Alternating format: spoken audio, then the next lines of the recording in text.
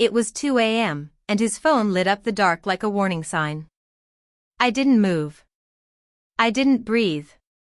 Something in me, something deeper than logic, already knew.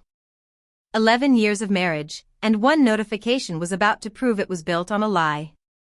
What I read in the next 60 seconds didn't just break my heart, it shattered everything I thought I knew about the man sleeping beside me. My name is Rachel. I'm 38. And 3 months ago, I would have told you, with complete confidence, that my marriage was the safest place on earth. My husband, Daniel, was the guy everyone envied. He coached our son's little league team on Saturdays. He drove our daughter to dance class every Tuesday, never once complaining.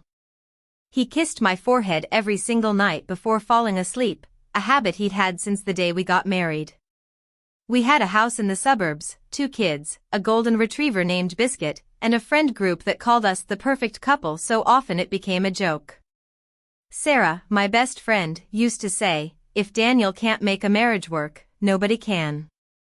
I believed her. I believed all of it. But somewhere along the way, quietly, slowly, small things started shifting. A work call that ended the instant I walked into the room. A brand new passcode on his phone, something he'd never bothered with before. A flinch, barely visible, whenever I reached for his phone to check the weather. I told myself I was imagining it. I told myself 11 years of trust doesn't vanish overnight. I was wrong. Dead wrong. It was a Tuesday night in March. The kids were asleep. Daniel was in the shower. And his phone set face down on the nightstand, which, lately, had become his new normal. It buzzed. Then buzzed again. I told myself not to look. I really did. But some quiet, aching part of me needed to know, needed to prove myself wrong. My hands trembled as I picked it up. An unfamiliar notification glowed on the screen, an app called Secure Chat.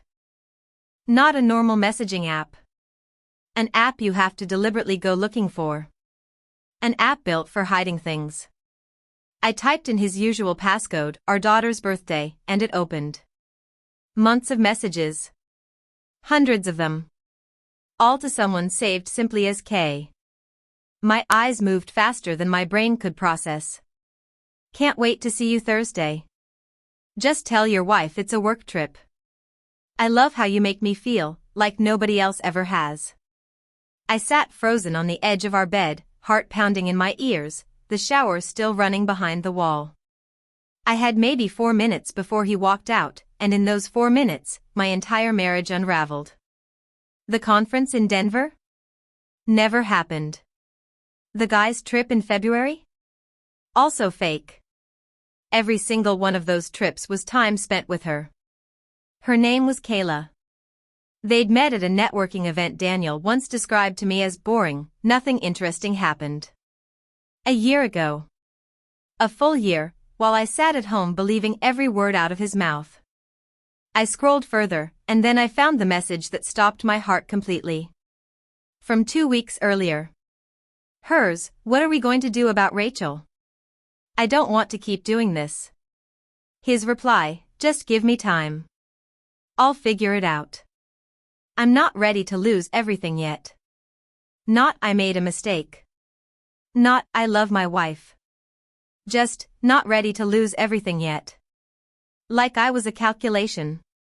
Like our marriage was a variable he hadn't finished solving. The water shut off.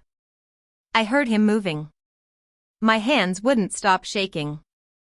I placed the phone back exactly where it had been and walked to the bathroom doorway, looking at him like I'd never seen this man before in my life.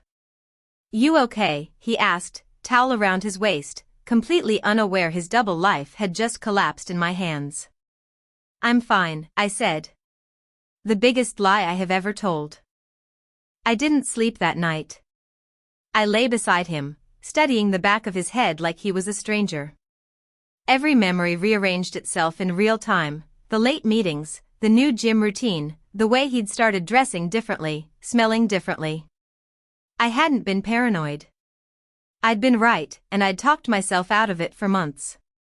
The next morning, I smiled through breakfast, packed the kids off to school, and the second the door clicked shut, I sat at the kitchen table with his phone, screenshotting message after message, building a case against a man I used to call my husband.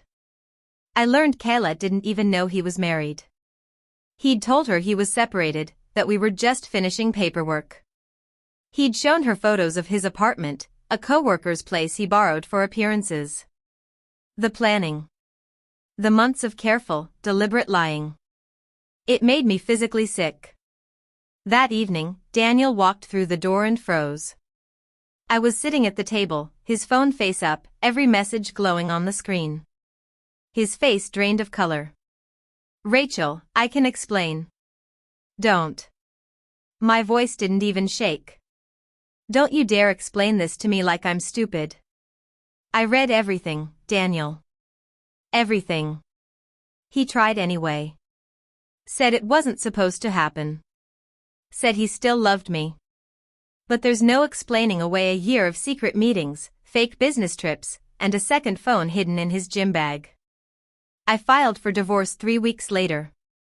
He moved into an apartment, a real one this time. And Kayla?